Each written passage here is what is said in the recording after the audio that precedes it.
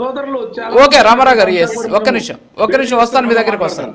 Yes వస్తాను మళ్ళీ వస్తాను మీ దగ్గరికి. రామ్మోహన్ గారు, ఇప్పుడు ఒక చిన్న బయట ఒకటి వినిపిస్తాను మీకు, ఒక్కసారి వినండి. అది జగన్మోహన్ రెడ్డి గారు ఇందాక ఏలూరుకి సంబంధించినటువంటి బీసీ డిక్లరేషన్లో ఆయన ఇచ్చినటువంటి హామీలు ఒక్కసారి వీటి ఏం పూర్తయ్యో మీరు చెప్పాలా, ఎందుకంటే అధికారంలో ఉన్నారు కాబట్టి మీకు డేటా ఉండొచ్చు బహుశా. ఒకసారి వినండి ఇది.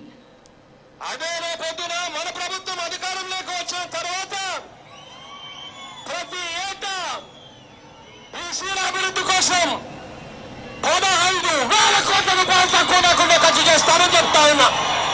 5 సంవత్సరాలలో 15,000 ఇంటూ 5 సంవత్సరాలు అక్షరాల 75,000 కోట్ల రూపాయలు బీసీల కొరకు ఖర్చు చేస్తానని చెప్పి హామీ ఇస్తా ఉన్నా, తక్కువ లేకుండా. ప్లాన్ ప్రవేశపెడతాం, చట్టబద్ధత తీసుకొస్తాం.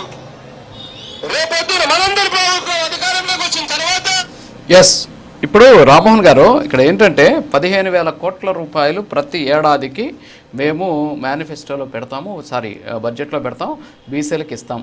తర్వాత వచ్చేసి భారీ ఎత్తున మహిళలకు సంబంధించి వాళ్ళ ఇంటికి వెళ్ళి తలుపు తట్టి మరీ వాళ్ళకి ఇవ్వాల్సినటువంటి డబ్బుల్ని ఏదో 25,000 75,000 రూపాయలు ప్రతి ఏడాది మేము వాళ్ళ ఇంటికి వెళ్ళి తలుపు తట్టి మరీ ఇస్తాం, 40-30 సంవత్సరాల నుంచి 60 సంవత్సరాల లోపల ఉండేటటువంటి వాళ్ళకి అని చెప్పేసి ఒకటేదో హామీ ఇచ్చినటువంటి పరిస్థితి. ఏంటి ఇవన్నీ కూడా నెరవేరాయా?